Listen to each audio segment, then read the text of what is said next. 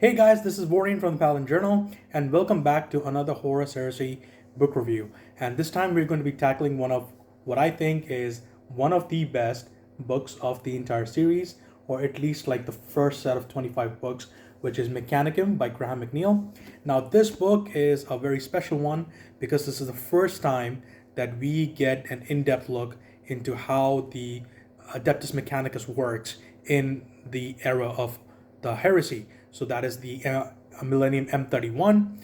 And this is an era where a lot of the things that we know about the Mechanicus, they're not as set in stone. And one of the main reasons for that is because at this time, the Adeptus Mechanicus does not exist. It's simply the Martian priesthood, alternatively known as the Mechanicum, and they have a treaty with Terra, which is the dual treaty of Terra and Mars, which guarantees that both planets will support each other, and religious freedom for the Mechanicum, for the Martian priesthood, and so on and so forth. However, the really important thing about this book is that it charts in a lot of ways how the heresy itself progresses on Mars. And we kind of jump straight into the middle of things with a whole bunch of new characters, such as the Fabricator General of Mars, who is pretty much, the Pope of the Martian priesthood. He is the leader of the Martian cult, and he controls all of Mars, and everybody bows to him. He's like the most advanced, cybernetically, he's like the most advanced person within the priesthood, and he is the final authority. Of course, that being said, he doesn't really like not being in control because ultimately he has to bow down to Terra. But Kelbor Hal, that's his name, he's not the only main character here. We have a whole bunch of mortal characters such as Dahlia Cythera, who is some kind of an archivist with technical abilities, and she's from Terra. She's brought over to Mars to work in the forges of a particular Martian senior adept called Adept Coriel Zeth. And through her, through Adept Zeth herself, through Kelbor Hal, and also some really important characters in the form of the Titan Legios, such as the Legio Mortis and Legio Tempestus, and also the Knights of the House Tyrannus. There's a whole big, the character cast for this book, and we explore so many different things about all of Mars, and it is absolutely fantastic stuff.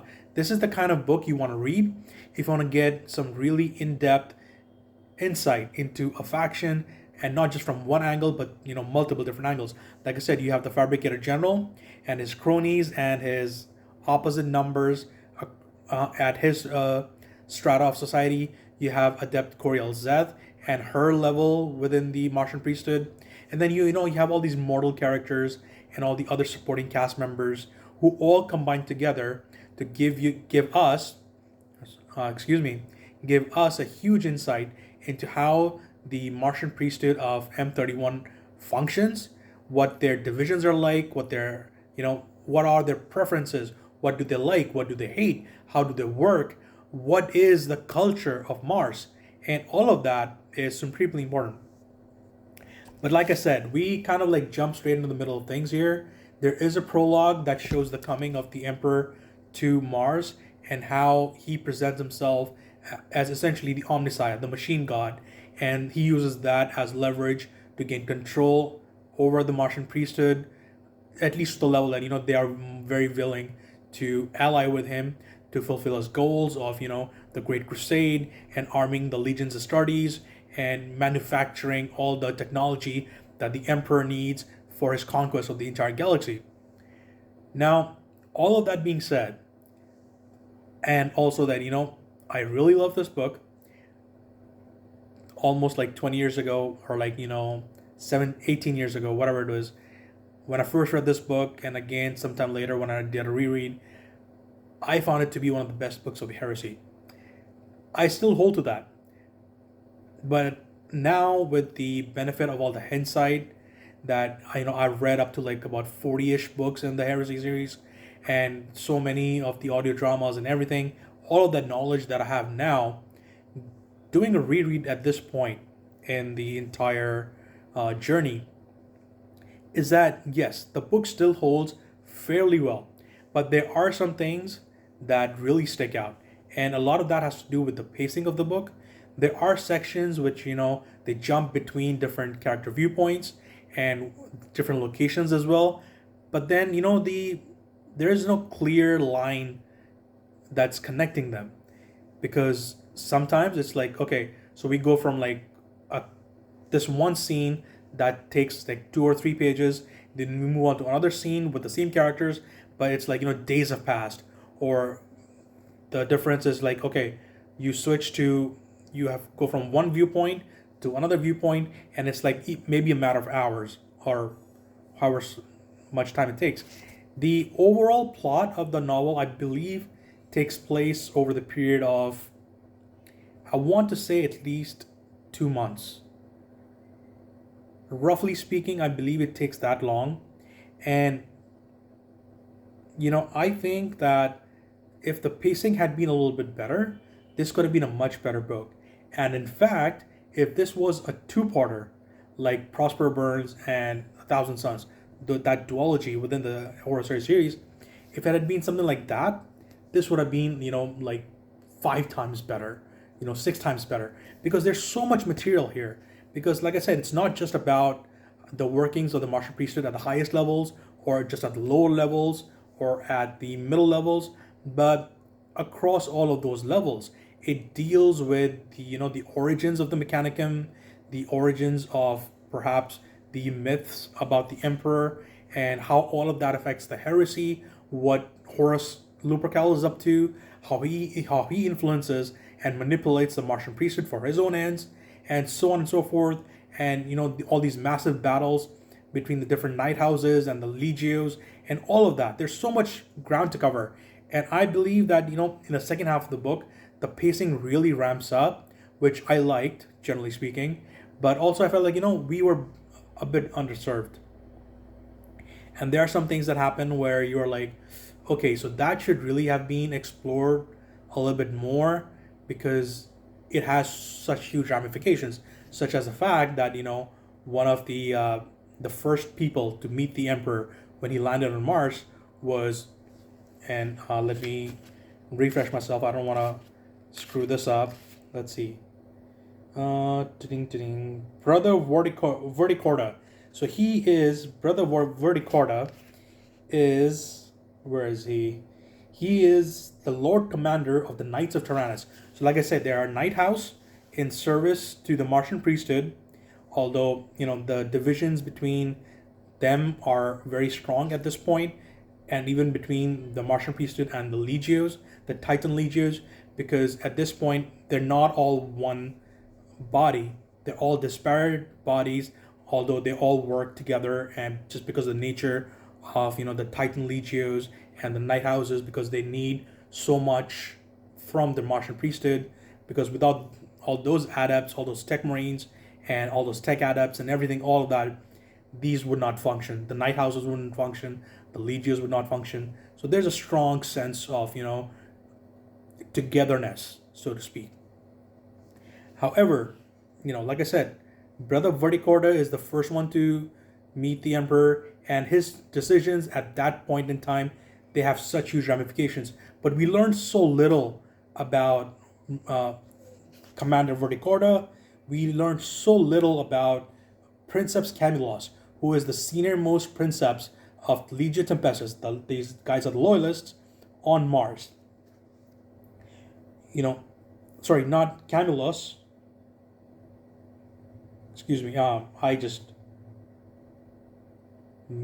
my God. So this is actually, I apologize. This is actually a printing mistake in the Dramatis Personae, where it says Legia Tempestus, and underneath that it says Camulus and Princeps of the Aquila Ignis. That's actually Legia Mortis. So my apologies. It should be Princeps Indius Cavallerio of Legia Tempestus. He's the senior most of the Tempestus Legion on Mars. And Camulus is pretty much his arch rival. This guy's a senior princeps for Legia Mortis, who we know from the previous books in the series they are allied with Horus Lupercal. So again, there's, and just to show you guys how, there we go. See right there, it says Legio Tempestus. This should say Legio Mortis. I am so mad I never caught this. This is so weird. But yeah, anyways. So where was I? Yes, we needed to learn more about a lot of these characters. So Princeps Camulus, Princeps Cavalerio, and even some of these. There's also an assassin character called Remier, and so many of different adepts who appear to be quite central to the story, but they all only show up in this book. And some of these characters, unfortunately, they die off towards the end of the book, or even some point before that, and it just leaves you wanting more, which is a good thing. But I felt that we were underserved a little bit within this novel itself, and that it could have been a lot better, much better, if this was a two-parter, because that allows you to pack more stuff in, allows your pacing to be better. But of course, the editors and Graham McNeill, they all made the decision that they did, and ultimately it's still a good book. It could have been a lot better, I feel, as a reader, but also it is still a good book. Now, one of the things that and I'm not just not trying to give out any huge spoilers or anything, but I do want to cover that, like, some point around the middle of the book, or just before that point, around like the, let's say, 45% part of the novel, that is when things really kick into high gear, and we see how the Horus Heresy affects directly all of Mars with an event called the Death of Innocence. And just the way those sections are written, it's like, it's cold, it's brutal. It really gets across this, the chaotic nature of what is happening, pun intended. But also, it's just like, it shows how things proceed fast when, you're dealing with a bubble, just such as all these ones that exist on Mars, because they're all super connected societies, and they depend on all of this technology, and corrupting any part of that technology at a base level with something, like what happens here with the Death of Innocence, it has huge ramifications, not just for the characters themselves directly that we are reading about, but also on the larger Martian society. And I thought those were some of the best bits of this novel, because it's not something you tend to see a lot. The Horus Heresy at its core is a conflict between the Legions Astartes and the Primarchs. So the Martian priesthood often acts as, a secondary faction within that, which is kind of deserved in a way, but also that undervalues what place the priesthood has within the larger framework, because, the priesthood is the one that makes all the weapons. They repair the ships, they repair the armor, and all the technology is essentially controlled by them. They control some of the fiercest technologies within the Imperium, such as the Titan Legios, the Night Houses, and there's so much more to that. Without these guys, nothing's happening. So this is a book that you can really place a lot of faith in, I feel, to help you understand what the M31 Martian priesthood is like, what these followers of the machine god are like, how fundamentalist they can be, what their fears are, and some of that can come across as a bit, Saturday morning cartoon villain type, to use a, what is that? To use a, what's it called? A trope. Yes, that's the word. To use a common trope, but at the same time, when all that happens, it's not like the characters are being stupid or anything. It's just that, they have to lean a certain way. And while you wish that there was more depth to all of that, you still get a lot of the tools to help you understand the context. And once the whole chaosification of the priesthood happens, it's like, oh, so this is how the Dark Mechanicum really forms, in totality. And, the pages upon pages of, all these malformed machines that are fighting all these malformed, Martian warriors who are engaging in this grand civil war that that is going to leave the entire planet devastated with billions of people lost, essentially, with hundreds of night houses, with hundreds of knights lost, dozens of what's called titans, dozens of titans are being lost. So many senior depths are dead, and excuse me, so much knowledge is lost. And that is, another central feature of this book, is that this is the big kickoff for that, right? The technological devolution of the Imperium, it began in M31. It started in M31, excuse me, and it basically, the cultural evolution, the technological evolution of the Imperium, it started in M31 and it ended in M31 because the Martian priesthood and the Imperium at large, they spent the next 10,000 years trying to recover all those fragments again.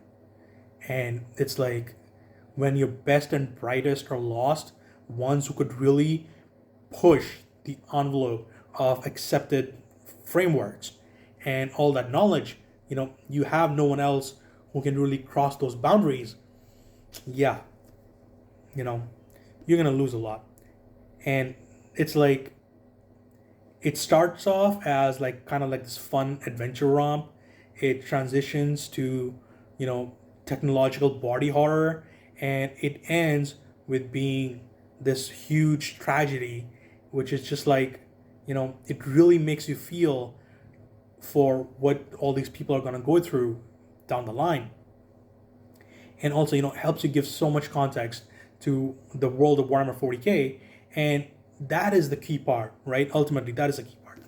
Now, the novel ends in some really startling reveals. Some of them are good, some of them not as good. And I also felt that we could have had a little bit more on that. It's tantalizing hints that I'm not sure are covered down the line, so it's just left as these Easter eggs for you to catch on to, and then it's just like poof, it's never gonna be talked about again, and you don't really have the tools to understand the context behind those reveals. Some of it you can get; it's very obvious, but some of the other stuff is like, okay, well, I don't know, it's kind of like that. But overall, if I have to recommend this book, yes, I do recommend it quite highly.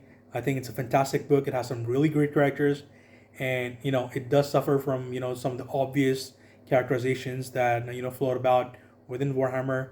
But at its core, it's not really bolter porn or anything like that. It does have value as an important cultural contextual piece to understand the Martian priesthood, understand the Imperium, understand all these people within the Martian priesthood who have all these different opinions, who want to push boundaries, and who are just like, they're just flies caught in the web, basically. Because, especially the moral characters, and not just the moral characters, but, some of the higher depths within the priesthood. And it also helps you understand how desperate this whole timeline is going to be, how desperate the Horus Heresy is going to be, and, with Horus Lupercal having this huge, in within the solar system, he is essentially going to control everything within the solar system by the time he arrives, and this is the start of that. You will not get the proper understanding of all those events if you do not read this book, and that is why I say that this is one of the key books to understanding the larger Horus Heresy, and you should absolutely not be skipping this book by any means. So, anyways, that's all I have with me for now on this book. The next one is actually going to be Tales of the Heresy. I don't see where my copy is, but I've started doing the read, and of course, the first one is Blood Games by Dan Abnett within the anthology. Such a great story, but of course, has some of those timey-wimey things that happen where the authors are perhaps not as clear on how much time has passed and all of that stuff, because it when you start reading some of the later novels down the line, you really get the sense that, okay, so they cranked out the first like 15, 20 books fairly fast, and they had a particular vision for how much they wanted to cover. But then as the series started getting more traction, becoming more successful, it's like, oh, they had a rethink, and some things just like, they get quietly retconned, just like soft stuff here and there, and then they, just stretch it out to like, 65 books or whatever, and all these audio dramas and novellas and standalone short stories and everything. But I can't complain though, really, because this series is such a monumental effort. Dozens of authors, artists, so many different editors, and this is like an amazing peek behind the curtain. Because some people are like, oh, hot take time. They shouldn't have done the series. Leave it a mystery, so on and so forth. It's like, yeah, but then it's like, you're never really going to understand anything. The value of the Horus Heresy series, the events of this entire gargantuan war effort, is that it gives context to everything within 40k. You cannot understand 40k without having some knowledge of the Horus Heresy, and the more you understand the Horus Heresy, the more you understand Warhammer 40k. So it's like, yeah, it's a great series. But yeah, anyways, so with Tales of the Heresy, the anthology, that's gonna bring my first set of 10 books, the reread to a completion point, and then I'm just gonna see if there's any like audio dramas or short stories or anything that I have to catch up to that point, and then I'll see how to best to cover that. But I believe that by and large, most of the short stories and audio dramas that are standalone, most of them do end up being collected in various anthologies, down the line. So we'll see how that pans out. But anyways, yeah, great book, loved reading it, and highly recommend it. So when you get to reading the Heresy series, make sure to not skip this. Cheers, guys. See you again. Bye.